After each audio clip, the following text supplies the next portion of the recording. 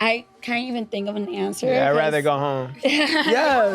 Okay. Like when I picked Brian, I knew it was the right decision because once we like woke up in the same bed, I was like, thank God. What up, y'all? How y'all doing? Yeah. Shit like that? Stay cheap. Now, I might be 5'10". Well. Just when we thought Love Island USA Season 7 had served up every possible flavor of chaos, along comes the reunion to remind us that sometimes the real drama happens after the cameras supposedly stop rolling. And trust me, what's brewing behind the scenes makes the finale breakup look like a gentle disagreement over brunch plans. Picture this: Andy Cohen and Ariana Madix co-hosting what might be the most uncomfortable reunion in reality TV history. Now, I adore Andy's ability to extract tea from the most reluctant reality stars, but even he might need some extra caffeine for what allegedly went down during filming. Because when your reunion features a couple who broke up mid-finale, contestants who tried to storm out of the villa, and enough unresolved drama to fuel a small country's gossip mill, you know we're in for something special. Here's what makes this whole situation absolutely fascinating and slightly unhinged. The reunion was filmed on August 12th, just about a month after that spectacular finale meltdown we all witnessed. But here's the thing that has me genuinely intrigued. Not everyone who was expected to show up actually walked through those doors. And the people who did show up, well, let's just say some arrived together, others arrived very much alone, and a few supposedly tried to leave before the cameras even started rolling. But we're getting ahead of ourselves. First, let's talk about why this reunion exists in the first place, because Season 7 was such a beautiful disaster that it practically demanded a follow-up. We had couples breaking up during their final dates, contestants being removed for racist social media posts, and enough fan drama to make Twitter executives consider early retirement. This wasn't just reality TV, this was sociological experiment meets public relations nightmare meets genuinely compelling television. Season 7 of Love Island USA didn't just push boundaries, it obliterated them, set them on fire, and then posted the video on TikTok. Hi, Nicholas. Nice to meet you. Hey, Olandria. How old are you? I'm 22. Oh, you a baby. You still got breast milk on your breath, boy. You was a baby. From the very beginning, this season felt different, more intense, more chaotic, more problematic, if we're being completely honest. Within the first week, we had our first major scandal when Yulissa Escobar was quietly removed from the villa after podcast clips surfaced of her using racial slurs. The way the show handled it was almost comically understated. Narrator Ian Sterling just casually mentioned, Yulissa has left the villa, like she'd popped out for groceries. No explanation, no context, just gone. That should have been our first clue that this season was going to be unlike anything we'd seen before. But that was just the appetizer. The main course came later, when Casa Amor rolled around, with rules so twisted, they made regular Love Island drama look quaint. Instead of the usual stay loyal or stray setup, producers forced everyone to recouple. No exceptions. No playing it safe for the cameras. You want to test connections? Well, congratulations. You're about to test them whether you like it or not. The fan reaction was immediate and brutal. People were calling it too much producer involvement and arguing that the forced recoupling stripped away the authenticity that makes Casa Amor compelling. But here's what's really interesting. It also created some of the most genuine drama we've seen on the show. When you can't perform loyalty for the cameras, you're forced to actually examine your feelings. Revolutionary concept, right? And then came the racism scandals that would define the season's legacy. Because apparently, removing one contestant for racist language wasn't enough of a wake-up call for thorough background checks. Cut to Cierra Ortega, who had become one of the most talked-about contestants on the season, getting booted just days before the finale, when her own racist social media posts surfaced. Now, let's talk about the love story that wasn't supposed to happen, but became the emotional center of an entire season: Nicolandria. Nick Vansteenberghe and Olandria Carthen's connection was the kind of slow-burn romance that fan fiction writers dream about. Two people who were clearly perfect for each other, dancing around their feelings while coupled with other people, creating enough sexual tension to power a small city. The fans saw it immediately. From day one, viewers were shipping these two harder than Amazon Prime. I bring up something because I wanted to be honest with you, and I wanted to make sure that, you know, that I really trusted you and that I really liked you. I am a mom. Oh, God, hold on, let me go. You okay? You're a mom? Yeah. And you're 24? Yeah. Over 4 years. How many kids? 1. But what made it particularly compelling, and slightly heartbreaking, was watching them navigate the villa politics while clearly having feelings for each other. Olandria stuck with Taylor Williams despite having zero romantic chemistry, while Nick explored connections with basically everyone except the person he actually wanted to be with. The Casa Amor twist changed everything. When both Nick and Olandria found themselves dumped from their respective locations, producers offered them a lifeline, a private date, and the chance to couple up. It was like the universe finally stopped playing games and said, okay, fine, let's see what happens when you two actually get a chance. But here's where the story gets complex, and why the reunion is going to be absolutely explosive. Because while Nicolandria was busy becoming the season's most beloved couple, there was collateral damage. Cierra Ortega, who had been exclusively coupled with Nick and was planning their future together, was about to find out that her man had feelings for someone else. And not just anyone, her villa bestie. The timeline is particularly brutal when you really think about it. Cierra and Nick had just declared themselves closed off, Love Island speak for exclusive, when her past caught up with her. As she was dealing with racist social media posts surfacing and ultimately getting removed from the show, Nick was immediately free to pursue the connection he'd wanted all along. The optics alone are enough to make you cringe. But wait, there's more. Because while Nicolandria was serving up slow burn romance, Huda Mustafa was providing a masterclass in how to be the most polarizing contestant in Love Island history. Nicknamed Hurricane Huda by fans and fellow contestants alike, she managed to be simultaneously the season's most compelling character and its most frustrating one. Huda's journey was a study in contradictions, a single mother trying to find love while navigating the judgment that comes with that territory, a woman who could be incredibly vulnerable one moment and completely explosive the next, someone who clearly had deep-seated trust issues but kept putting herself in situations that would inevitably trigger them. Her connection with Chris Seeley seemed like it might actually work. He was this calm, mature basketball player who appeared to have the patience and emotional intelligence to handle Huda's intensity. It depends. Yeah. We were good. Yeah, we were good. Yeah. I mean, for the most part, like, of course, like, you can, like, establish boundaries and ground rules, but when it came down to me and him, we were already great friends. So going to bed that night was like going to sleep with my best friend. For a few weeks, it looked like they might actually make it work. They were physically compatible, emotionally supportive, and seemed to genuinely care about each other. And then the finale happened. And what a finale it was. The final date between Huda and Chris wasn't just awkward. It was transcendent television, the kind of uncomfortable viewing that makes you simultaneously want to look away and grab popcorn. Here were two people who had made it to the Final Four, supposedly one of the strongest couples remaining, having what can only be described as the most spectacular relationship implosion in Love Island history. The conversation started with Chris trying to address their communication issues, and escalated into Huda essentially calling off their entire relationship during what was supposed to be their romantic final date. But the truly iconic moment came at the end, when Huda asked Chris to carry her back to shore like he had when they arrived, and he flat out refused. The image of Huda taking off her heels and walking through ankle-deep water alone while Chris walked ahead became an instant meme. Now here's where things get really interesting, because what we saw on camera was apparently just the tip of the iceberg. According to production sources, the Chris and Huda situation was far more dramatic behind the scenes than viewers realized. Multiple insiders have revealed that after their public breakup, both Chris and Huda tried to leave the villa entirely. They wanted out. Done. Finished. But here's the thing about reality TV contracts. You can't just decide you're over it and walk away. Production allegedly had to intervene and basically force them to stay for the finale result. Think about how wild that is. These two people had just ended their relationship in the most public way possible, were clearly done with each other, and then had to sit through the rest of the finale pretending everything was fine. They had to do the couples dance. They had to write declarations of love for each other. They had to smile and clap when other couples won. The level of professional commitment required to pull that off is honestly impressive. But it gets better. Or worse, depending on your perspective. I'm 24 years old, so I don't really have like breast milk on me anymore. So, I'm like almost drunk. Love me like you do.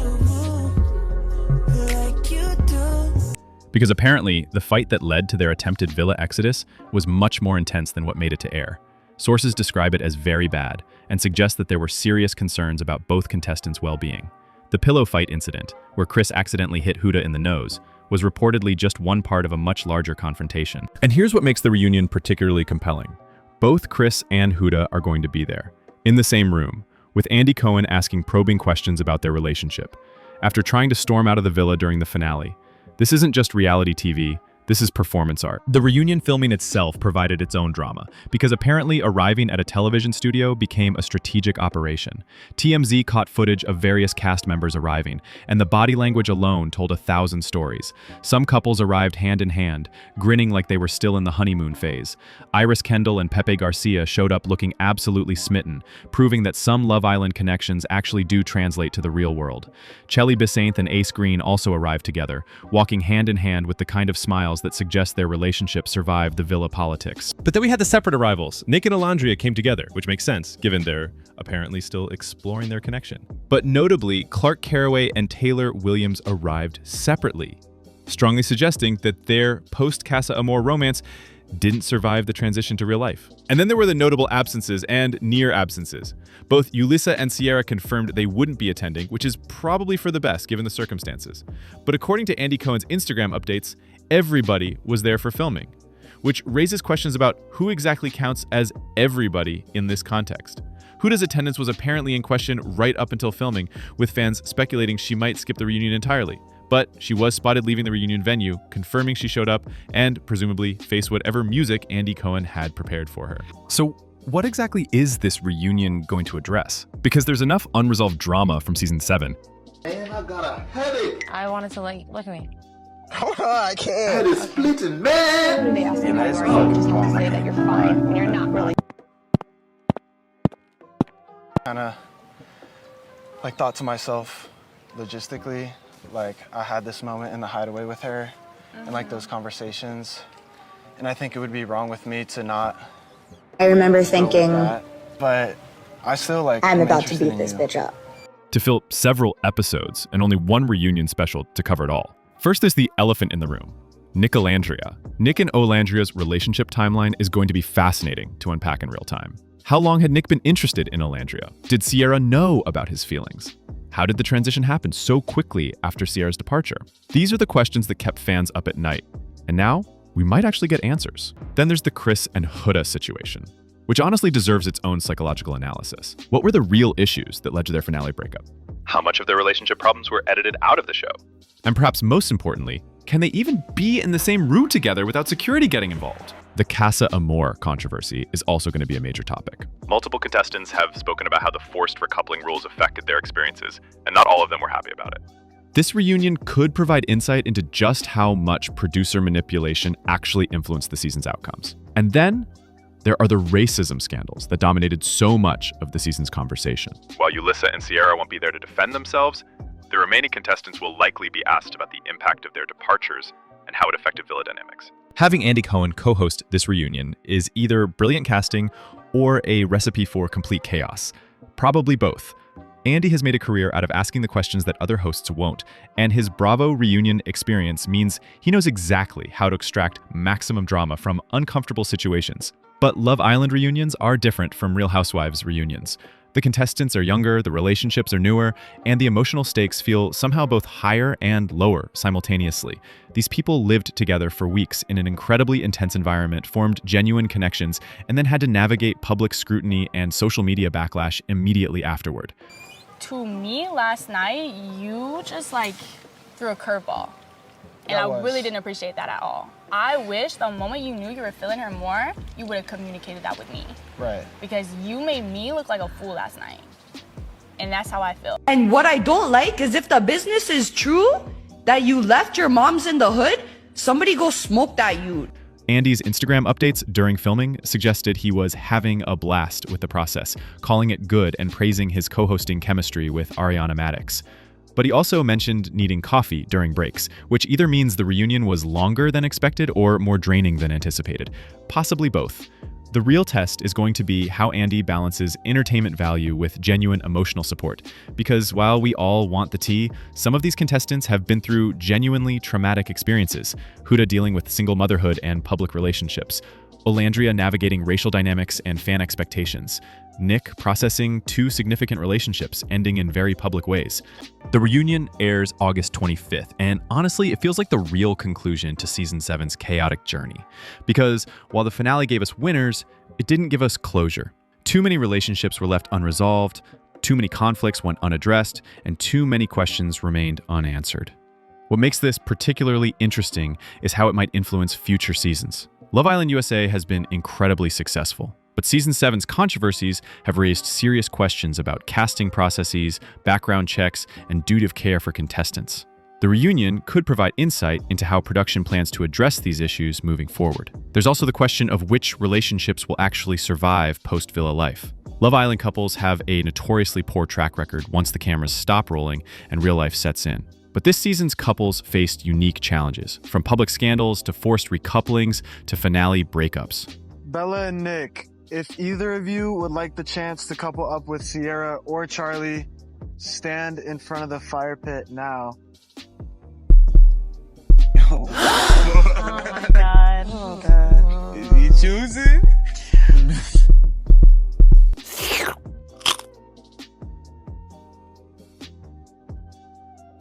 Okay. They ask you how you are, you just have to say that you're fine when you're not really fine, but you just can't get into it because they... The fan investment in certain couples, particularly Nicolandria, has been unprecedented for the American version of the show. Whether that translates to lasting relationships or just temporary social media fame remains to be seen. So here we are, on the eve of what might be the most dramatic Love Island USA reunion in the show's history. We've got couples who broke up during the finale, relationships that started in controversy, contestants who tried to quit mid-filming, and enough unresolved tension to power a small drama series.